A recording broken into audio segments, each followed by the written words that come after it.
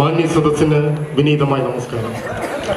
Mimicry എന്ന് കേൾക്കുമ്പോൾ നമ്മൾ എവരുടെയും മനസ്സിലേക്ക് ഓടിയെത്തുന്നത് സിനിമാ താരങ്ങളുടെയും മറ്റ് സാംസ്കാരിക നായകന്മാരുടെയും ശബ്ദാനുകരണമാണല്ലോ. അത്തരത്തിൽ ഒരു കുഞ്ഞു മിമിക്രിയാണ് ഞാൻ ഈ വേദിയിൽ അവതരിപ്പിക്കുന്നത്. ഈ മിമിക്രിയിൽ ഉണ്ടാകുന്ന തെറ്റുകുറ്റങ്ങൾ സദയം ക്ഷമിച്ച് പ്രോത്സാഹിപ്പിക്കണമെന്ന് അഭ്യർത്ഥിച്ചുകൊണ്ട് നിങ്ങളുടെ ശ്രദ്ധയെ ഈ വേദിയിലേക്ക് ക്ഷണിക്കുന്നു. ആദ്യമായി ഇന്ത്യൻ സിനിമയിലെ ഒരേ ഒരു സൂപ്പർ സ്റ്റാർ രജനീകാന്ത്.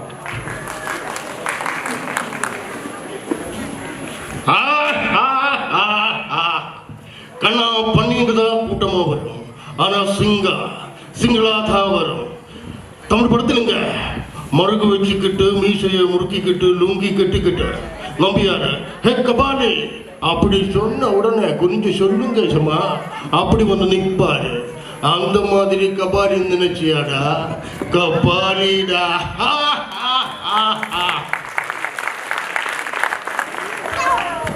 അടുത്തതായി നാടക രംഗത്ത് നിന്നും മലയാള സിനിമയിലെത്തി ഇന്നും നിറസാന്നിധ്യമായി നിലനിൽക്കുന്ന ശ്രീ വിജയരാഘവൻ.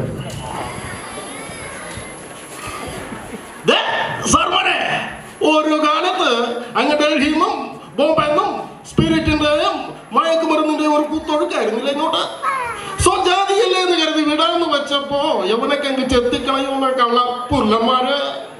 സാറേ ഇവനൊക്കെ കാരണം കാണിക്കാൻ നോട്ടീസല്ല, കാരണം കുറ്റി നോക്കി കൊടുക്കണം. അല്ല പിന്നെ നടേശ കൊല്ലണ്ട.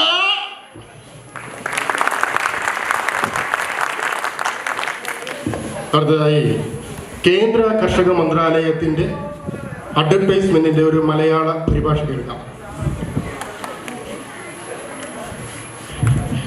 രാജു, ഈയിടെയായി നിന്നെ നെൽപ്പാടത്തേക്ക് കാണുന്നതേ ഇല്ലല്ലോ.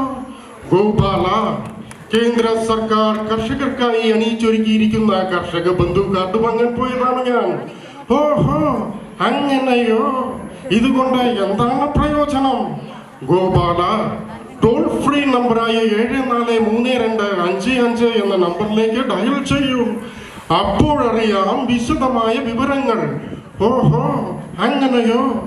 ഇതെല്ലാം വലിയ ചിലവുള്ള കാര്യമല്ലേ? ഗോപാല, ഇത് തികച്ചും സൗജന്യമാണ്. കേന്ദ്ര കർഷക മന്ത്രാലയം പൊതുജന താൽപര്യാർത്ഥം അവതരിപ്പിക്കുന്നത്.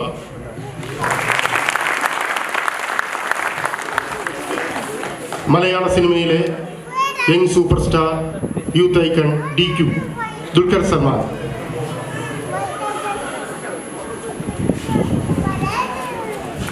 അതേടാ, ഞങ്ങൾ തെരുവുപട്ടികളാണ്. തെരുവുപട്ടികൾ കുടമകളില്ല, പക്ഷെ തമ്മി കൂറുണ്ട്. ചത്താലും ഞങ്ങൾ ഒറ്റ കെട്ടാടാ. പിന്നെ നിന്റെ ഈ എറണാകുളം സിറ്റി, അതിന് വലിയ ഉറപ്പൊന്നുമില്ലടാ. അത് നിൽക്കുന്നത് കാമട്ടിപ്പാടത്തിന്റെ ചതുപ്പില. അത് പൊക്കിക്കെട്ടിയിരിക്കുന്ന സിമന്റ് കല്ലും കൊണ്ടൊന്നല്ല, നല്ല കറുത്ത കട്ടിപിടിച്ച ചോര കൊണ്ടാ. ഗംഗടൊക്കെ ചോരക്ക് ചോര വേണമെങ്കിൽ കേക്കടാ. ഇത് നിന്റെ ഗാന്ധി ഗ്രാമമൊന്നുമല്ല, കൊത്തയാ. ഇവിടെ ഞാൻ പറയുമ്പോ രാത്രി, ഞാൻ പറയുമ്പോ പകൽ.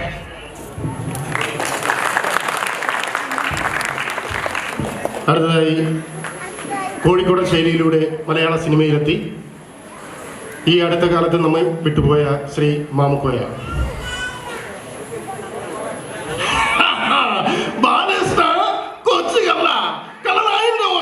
അന്നെ തല്ലാനോ കൊല്ലാനോ അല്ല, അന്റെ കാര്യം നമ്മളായിട്ട്, അന്റെ ഉമ്മയുടെ കാര്യം നമ്മളെ ബാപ്പയായിട്ട് എന്ന്.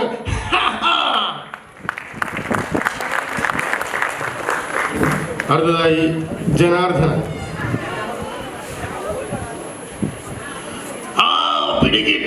പിടികിട്ടി. എടാ, നീ പൊന്നപ്പനല്ലടാ, തനി തങ്കപ്പൻ. എടാ എൽദോ, നിന്ന് കഥാപ്രസംഗം പറയാതെ അവന്റെ രണ്ടു കാലും തല്ലി ഒടിക്കടാ. അയ്യോ, എന്റെ അല്ല അവന്റെ.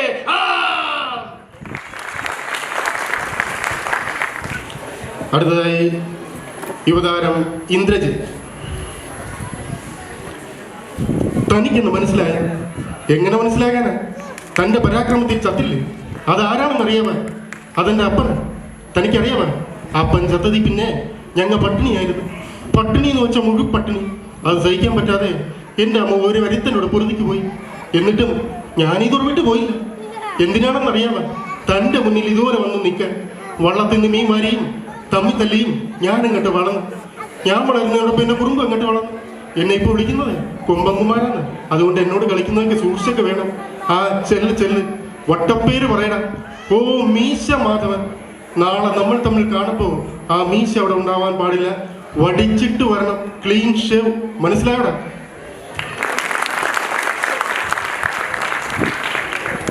അവസാനമായി മിന്നൽ മുരളി എന്ന ചിത്രത്തിലെ മിന്നൽ ഷിബു എന്ന വേഷം കൈകാര്യം ചെയ്ത ഗുരു Somasundaran.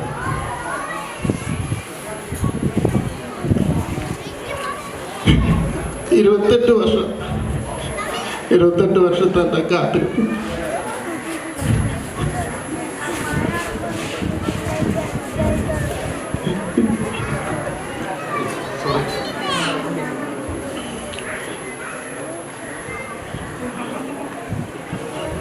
Sorry. Okay, thank you.